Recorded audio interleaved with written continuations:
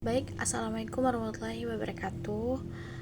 Kepada Bapak dan Ibu dosen sekalian, perkenalkan, nama saya Shanes Iza Ramadhani dengan NIM F221240020. Pada kesempatan kali ini, saya akan mempresentasikan review jurnal akuistik yang berjudul Evaluasi Akuistik Ruang Sholat di Masjid Raya Pinrang, karya Wahyu Saputra yang diterbitkan di Jabura Journal of Architecture volume 7 nomor 1 2025.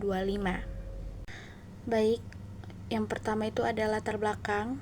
Nah, Masjid Raya Pinrang ini merupakan salah satu masjid terbesar di Kabupaten Pinrang di Sulawesi Selatan, yang berfungsi sebagai pusat kegiatan keagamaan dan sosial masyarakat di setempat.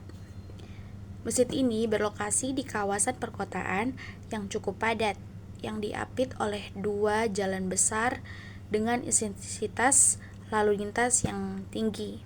Nah, yang menjadi permasalahan yang melatar belakangi penelitian ini adalah kondisi akuistik ruang sholatnya yang dinilai belum optimal. Jamaahnya itu kerap mengalami kesulitan mendengar suara imam dengan jelas akibat gemahan yang berlebihan dan tingkat kebisingan yang tinggi dari lingkungan sekitar.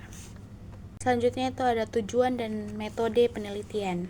Penelitian ini bertujuan untuk mengukur evaluasi 3 parameter. Yang pertama itu ada tingkat tekanan bunyi atau SPL, yang kedua ada tingkat kebisingan, dan waktu dengungan atau RT60. Nah, pengukuran ini dilakukan secara langsung di lapangan dengan menggunakan alat Sound Level Meter SLM 25TK. Nah, pada 9 titik ukur tersebar di dalam ruangan sholat. Pengukuran kebisingannya ini juga dilakukan selama 3 hari, yakni Senin, Jumat, dan Minggu, pada 5 waktu berbeda setiap harinya. Sementara nilai RT60 dihitung secara teoritis menjadi rumus Sabine berdasarkan volume ruangan dan koefisien serapan bunyi material interior. Selanjutnya itu ada hasil dan temuan. Hasilnya itu cukup mengejutkan. Kenapa? Pertama, SPL-nya itu rata-rata mencapai hampir 100 dB. Padahal standarnya itu untuk ruangan ibadah hanya 60-70 dB. Bahkan di satu titik ukur SPL-nya itu tercatat sampai 118 dB. Sangat keras. Yang kedua, kebisingan lebih dari 100 dB. Jauh melampau batas 55 dB yang ditetapkan regulasi pemerintah. Sumber kebisingan utama adalah lalu lintas kendaraan dari dua jalan besar di sekitar masjid. Dua jalan besar ini yang menjadi penyebabnya. Terus yang ketiga itu adalah yang paling kritis. Kenapa? Waktu dengungan atau RT60 pada frekuensi 50 Hz tercatat 4,71 detik dan 1000 Hz sebesar 4,67 detik. Padahal nilai idealnya itu hanya sekitar 2 detik untuk ruangan yang volumenya seperti ini. Artiannya, suara bergema lebih dari 2 kali lebih lama dari yang seharusnya. Selanjutnya itu analisis arsitektur. Kenapa ini bisa terjadi? Ini sangat berkaitan dengan desain arsitektur ruangannya. Interior masjidnya ini didominasikan oleh material keramik yang berglasir, kaca, dan beton. Semua material ini sangat relaktif, yang artiannya mereka memantulkan suara alih-alih menyerap. Ditambah volume ruangannya ini yang besar dan langit-langit tinggi dengan kubah di bagian tengah.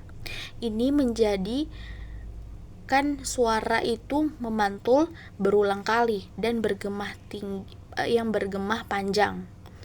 Ini menyebabkan RT 60 sangat tinggi. Itu ada wawasan pribadi. Nah, itu menjadi yang paling berkesan buat saya dari jurnal ini. Kenapa? Sebenarnya sederhana. Terjadi ini karena suara di dalam masjid ini bisa sangat jelek. Itu bukan karena soal speakernya yang kurang bagus atau volumenya yang kurang kencang, tapi lebih ke materialnya. Kenapa? Lantainya itu keramik, dindingnya itu kaca, langit-langitnya beton, dan semua itu memantul suara-suara terus menerus sampai jadi gema yang panjang. Dan kalau dipikir-pikir, ini relevan sekali dengan kondisi di Palu, di Masjid Agung Darussalam. Misalnya bangunannya besar, materialnya kurang lebih sama, bisa menjadi kondisi akustik yang nggak jauh beda dengan Masjid Raya di Pinrang. Nah, yang menjadi wawasan saya ini, kalau kita nanti merancang bangunan ibadah, jangan terlalu fokus pada tampilannya. Pikirkan juga materialnya dari awal, karena sekali bangunan jadi, memperbaiki akustik itu sangat mahal dan sangat ribet.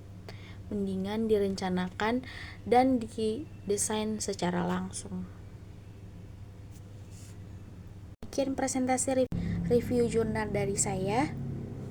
Untuk kesimpulannya, Masjid Raya Pinrang memerlukan intervensi akustik yang serius, mulai dari penggunaan material penyerapan suara seperti panel akustik dan karpet, hingga evaluasi sistem tata suara secara menyeluruh. Semoga review ini bermanfaat dan dapat memberikan wawasan untuk kita semua dalam merancang ruangan yang tidak hanya indah visual tetapi nyaman secara akustik. Sekian dan terima kasih atas kesempatannya. Wabillahi taufiq wal hidayah. Wassalamualaikum warahmatullahi wabarakatuh.